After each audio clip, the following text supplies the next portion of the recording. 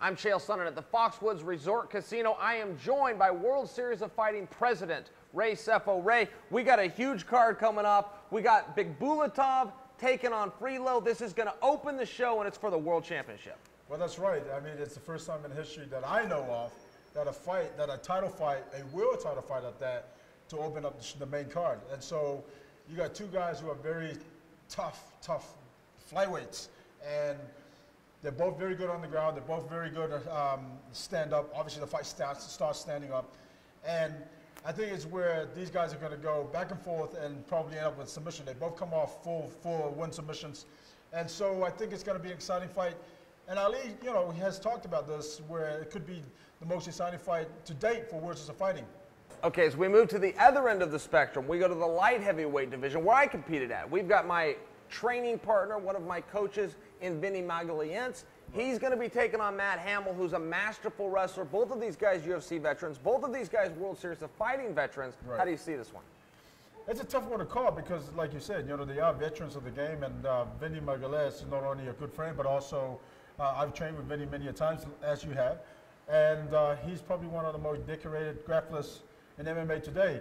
Matt Hamill, on the other hand, what an inspirational story with that guy, and he's fought everybody, you know what I mean? And so it's a tough fight to call, but I can say this, the winner of that fight could possibly fight Thiago Silva for the #1 contender to fight David Branch for the title. So whoever wants it's going to come out and perform fight night. You know, and Matt Hamill's always been so hard for me to break down because he's a decorated wrestler. He had won 3 different national championships on the college level. But his greatest weapon, in my opinion, is the jab. He uses that wrestling to not go to the ground. He doesn't usually try to tackle guys, and he jabs them, and he jabs them, and he jabs them, and he picks them apart. And I think that Vinny's going to have to be aware of that. Well, yeah, exactly. And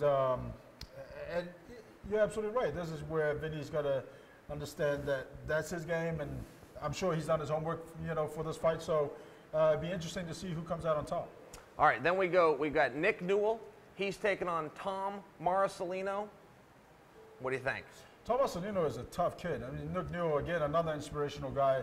Love that guy to death, and he's a guy that always comes to fight, always comes to look for the finish. Tom Marcelino, on the other hand, he's a tough kid. I've seen him fight a couple of times in the World Series of Fighting fight card, and he's a guy that comes to fight, comes to scrap. So I think, you know, Nick Newell will probably have to try and take that fight to the ground. And if it does hit the ground, I think Nick Newell will come out on top. So everybody talks about Fedor Emelianenko. He recently signed. He's come back in the sport. We don't have Fedor, but we got the guy that beat Fedor. Okay, this is a big deal. We got Blagoyev. He's going to be taking on Maimon. This is a hard fight, and this is in the heavyweight division. Can Maimon compete with this guy? Absolutely. You know, Maimon's, he obviously lost against Samlino, who had the title, who fought for the title. And I think after talking to Maimon, I want to say a couple of months ago now, the guy is hungry, and he said, you know, he just got caught early. Now he's facing a guy who's not only the champion, heavyweight champion, but he's also the guy that knocked him down. Sure. So, you know, again, I think he's got to be on his toes, be sharp, and just come out and do what he does. He is a very strong guy. I mean, he knocked out Hollis Gracie, and where he hits Hollis so hard. Devastating. That, you know, that Hollis did a 360. Love Hollis, but, you know, that's just the way the fight falls. And so I think Derek's got a mountain to climb with Blagoy, but it's a mountain that's doable. And so I've actually also sparred Blagoy, and in this past few weeks, and the guy looks ready. He looks sharp. So, you know, again, it's heavyweights. Anything can happen. Anything can happen. You know, Blagoy has been beat. He's never lost in our ring. He's never lost in this promotion, but he has been beat. So it is doable. Right. Let's see if it can happen again. Now, as we move on to the main event, okay, we've got Fitch, John Fitch. He's going to be taking on a former opponent, training partner of mine in Yushin Okami, who is coming down to the 170-pound weight class. Let's start with that. Can Yushin make weight? Well, this is the thing. You know, when I got the phone call that they wanted to go down to 170, and I'm like, listen, I'm going to give you guys a week or two to kind of, you know, sit on this and really make a decision, because 170, that's another extra 15 pounds because the guy is a big guy.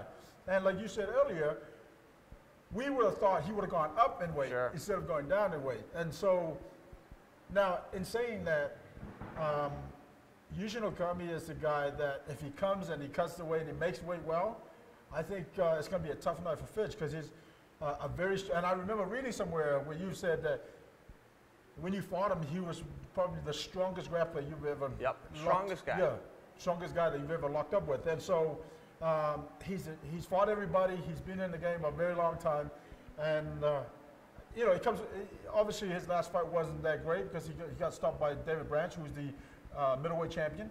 But I think he's got something to prove, and who better to prove it against someone like John Fitch, who's another, you know, MMA legend. Sure. And this is very common in combat sports. When you have two #1 contenders that both fall short, you match them up together. We see it in boxing all the time. Right. Everybody that Pacquiao fought and beat, they all then had to fight each other. Everybody Mayweather, they had to fight each other. Right. That's what's happening here. John Fitch was a runner-up for the World Championship to one of the greatest of all time in George St. Pierre. Right. Yushin Okami was a runner-up for the World Championship to one of the greatest of all time in Anderson Silva. Right, this match has to happen, but there's a lot on the line. There's a lot to be lost here, and there's a lot to be gained. Well, that's right. Well, what to gain here is the winner of this fight